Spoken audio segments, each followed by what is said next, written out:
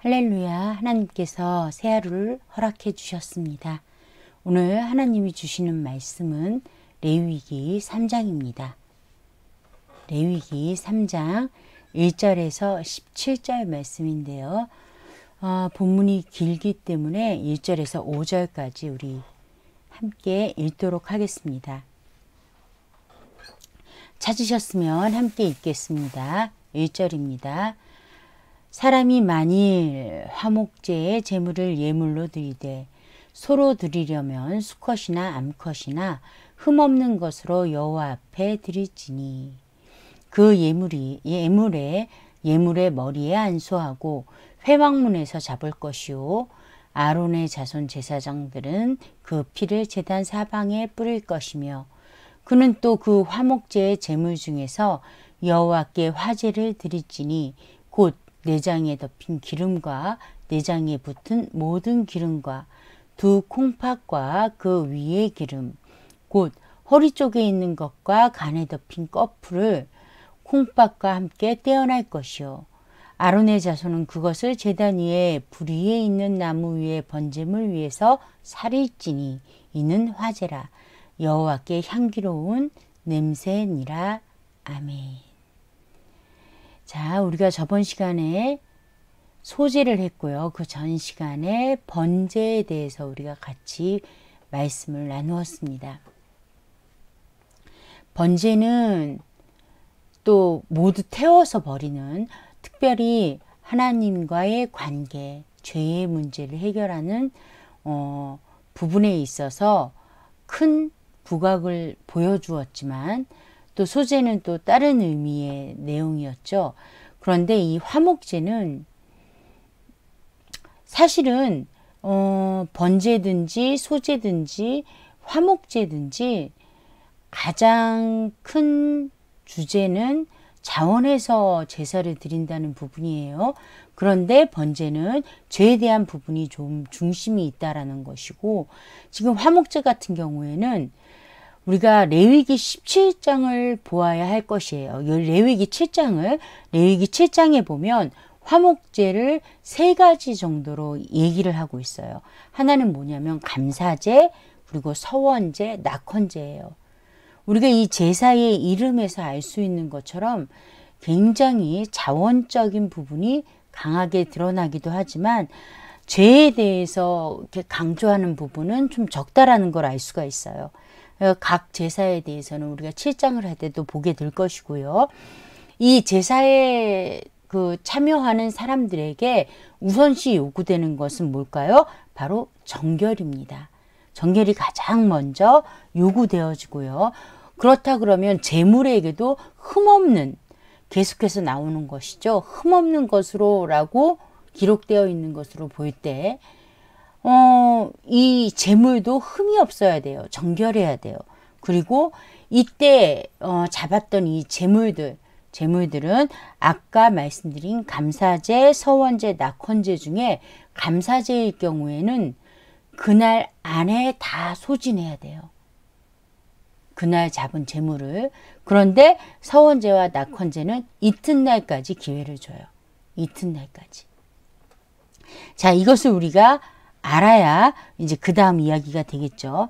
자, 왜 그렇게 할까요? 왜 그렇게 할까는 우리 내일 이 시간에 다루게 될 화목제에 대한 이야기에서 우리가 잘 알게 설명이 될 것이고요. 오늘은 하나님과 언약갱신이라는 주제로 오늘 화목제에 대해 살펴볼 것입니다. 이 화목제가 하나님과의 언약갱신이라는 큰 주제를 가지고 있다라는 거예요. 죄에 대해 중심을 두고 있지 않은데 왜 이러한 주제로 화목제가 이루어지는 것일까? 지금쯤은 눈치채실 수도 있겠네요. 화목이잖아요. 그러니까 하나님과의 화목도 굉장히 중요하겠죠. 제사라는 것은 하나님이 받으시고 제사를 드리는 자가 있어요. 그런데 여기서 제사를 드리는 자는 하나님을 믿고 경배하는 하나님의 백성들이에요. 그죠? 자, 이 레위기가 기록되기 전에 어떤 일이 있었죠? 출애굽기에서 시내산 언약이 있었어요. 그 언약을 통해서 하나님의 백성으로 이미 정해진 이들이 백성으로 살아가는 방법, 백성으로 어떻게 살아가야 되는지를 십계명이라는 계명을 주심으로 그 말씀을 지켜 행할 때에 하나님께서 이스라엘과 하나님의 관계가 더욱 돈독해지며 끊어지지 않는다라고 약속을 하셨잖아요. 그 약속을 하나님만 하신 게 아니라 이스라엘 백성과 하나님이 같이 하셨단 말이에요. 그렇죠? 그런데 문제는 뭘까요? 이스라엘 백성이 그 십계명을 온전하게 항상 지킬 수 있을까요? 오늘날 우리는 너무나 잘 알고 있어요. 인간의 힘으로는 지킬 수가 없어요. 그거 너무 잘 알고 계신 하나님께서 이들을 다시금 하나님께 돌아오게 하는 방법으로 주신 것이 뭐예요? 바로 제사라는 거예요. 제사. 그래서 레위기에 처음 들어갈 때 제가 말씀드렸어요. 레위기는 마치 신약의 서신서들과 같이 하나님을 믿는 사람들, 백성들이 어떠한 삶을 살아야 되는지에 대해서 자세하게 설명해 주고 있다. 또 상황에 따라 어떻게 해야 되는지 가르쳐 주고 있다. 라고 말씀을 드렸어요. 그 중에 가장 큰 부분을 차지하고 있는 것이 제사법이에요. 왜냐하면 직접적으로 간접적으로 가장 중요한 거룩한 삶을 위해서 하나님과의 관계를 다시금 바로잡는 가장 큰 힘이 어디에 있었느냐? 제사에 있었기 때문이에요. 이 제사, 말하자면 지금 저와 여러분이 보고 있는 레위기 3장에서 가르쳐주는 화목제는 먼저 하나님과의 언약갱신이라는 초점으로 보아야 돼요. 자, 1절부터 한번 볼까요? 사람이 만일 화목제의 제물을 예물로 드리되 소로 드리려면 이게 번제랑은 달라요. 수컷이나 암컷, 이게 자유가 주어지죠. 수컷이나 암컷이나 흠없는 것으로 여호와 앞에 드릴지니. 제가 서두에 말씀드린 것처럼 아마도 이 화목제는 다른 제사에 비해 자원에서 드리는 아주 강력한 힘이 있는 제사예요.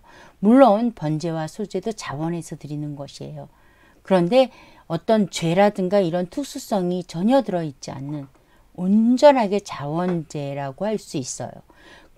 그런 측면에서 암컷과 수컷, 수컷과 암컷 어떤 것을 드려도 관계가 없어지는 거죠. 자, 2절을 보니까 같아요. 번제랑. 자, 1장에서 보았던 내용과 같지요. 머리에 안수하고 모든 제사에는요. 전혀 죄에 대해서 안 들어갈 수가 없어요. 자, 머리에 안수하고 혹시 있을 나의 죄들을 이 제물에게 넘겨주고 회막 문에서 잡을 것이요. 제가 설명드렸죠. 잡는 것은 회막 안으로 들어가는 것이 아니라 회막 바깥에서 이루어지는 거예요. 똑같이 아론의 제사장들은 그 피를 사방에 뿌리고요. 3절 볼까요? 그 화목제의 제물 중에서 여호와께 화제를 드릴지니. 좀 독특한 장면이 나와요. 내장이 덮인 기름과 내장이 붙은 모든 기름과. 4절 보니까 두 콩팥과 그 위에 기름 곧 허리 쪽에 있는 것과 간에 달린 꺼풀과 콩팥을 함께 떼어낼 것이요.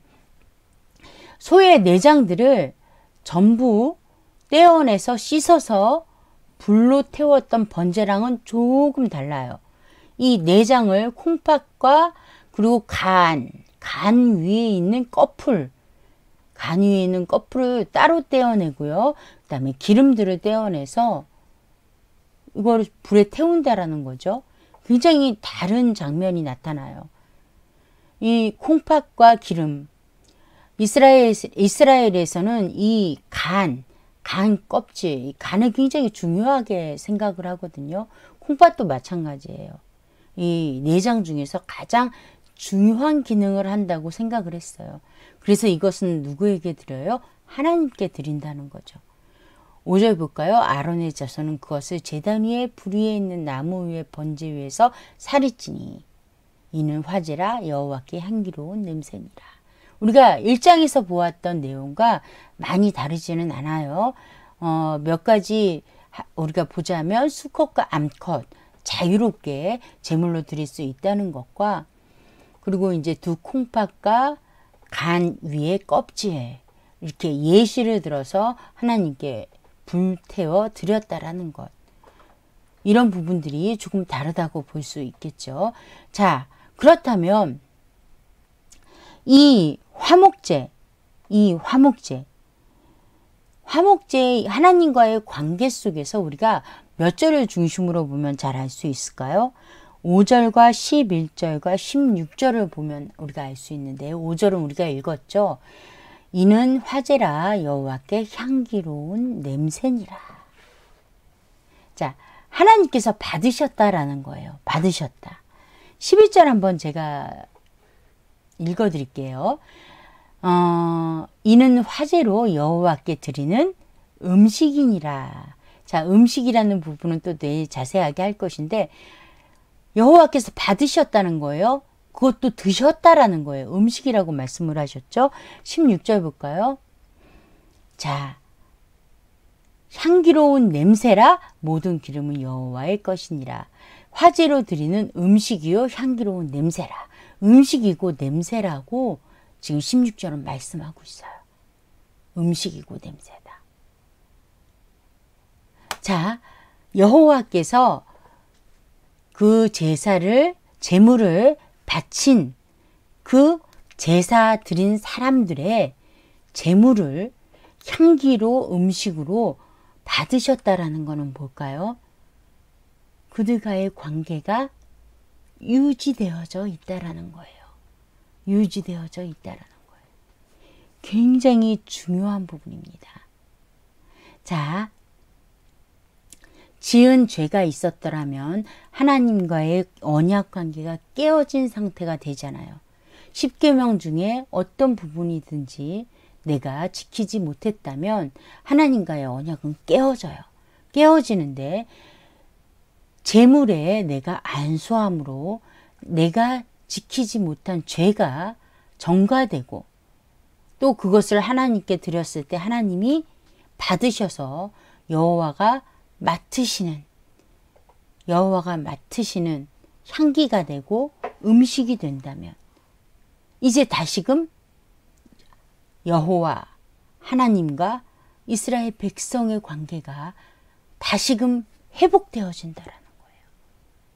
이게 화목제를 언약갱신의 그 주제로 볼 수 있다라는 거예요. 모든 제사는 그렇겠지만 특별히 화목이라는 차원에서 하나님과의 화목이 이루어진다라는 거예요. 이 주제가 먼저 우리에게 기억되어져야 돼요. 자, 지금도 마찬가지잖아요. 저와 여러분은 회개 없이 하나님과 만날 수가 없죠. 예전에 제사가 있었다면 지금은 회개가 있잖아요. 우리가 하나님께 돌아간다라는 것이 무엇이죠? 내가 잘못한 것을 깨달았을 때 가능하다라는 거예요. 깨달았을 때. 마치 제사를 하나님께 드릴 때 제물에 안수하는 것과 같이 자기 자신이 어떠한 죄를 지었는지 알 때 회개라는 길로 갈 수 있다라는 것입니다. 하나님과의 언약갱신, 이런 어떤 단어가 사실은 저와 여러분에게는 딱 와닿지 않을 수 있어요.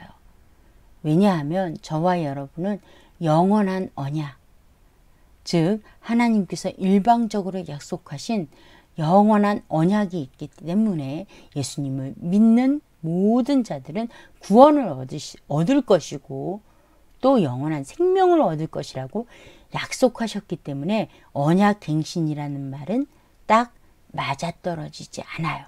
그럼에도 불구하고 우리가 하나님께로 돌아가는 것은 우리의 죄를 깨닫고 하나님 앞에 가 회개하고 다시금 하나님의 통치 아래 살아가는 것입니다. 이것은 우리의 삶이 거룩한 삶으로 나아가는 가장 첫 번째 관문이에요. 이 또한 제사법 또한 이스라엘 백성이 거룩한 삶을 살게 하기 위한 방법인 것처럼 저와 여러분은 하나님의 말씀에 순종함으로 살아가는 그 삶이 거룩한 삶이고, 그것을 방해하고 있는 죄가 있다면 그것을 하나님 앞으로 가져가는 것 또한 거룩한 삶으로 나아가는 오늘 본문에서 본 화목제와 같은 우리의 유일한 행위임을 알 수 있습니다. 자, 기도하겠습니다. 좋으신 하나님 아버지, 오늘 귀한 말씀 주셨습니다. 오늘 하나님과의 언약갱신을 위하여 화목제를 하나님 앞에 드렸던 이스라엘 백성들처럼 우리가 우리 죄를 깨닫고 우리가 하나님을 떠나 있다는 것을 깨닫고 하나님 앞에 돌아와 하나님의 다스림 속에 믿음의 삶, 거룩한 삶을 사는 우리 모두가 되게 하여 주시옵소서. 예수님 이름으로 기도합니다. 아멘.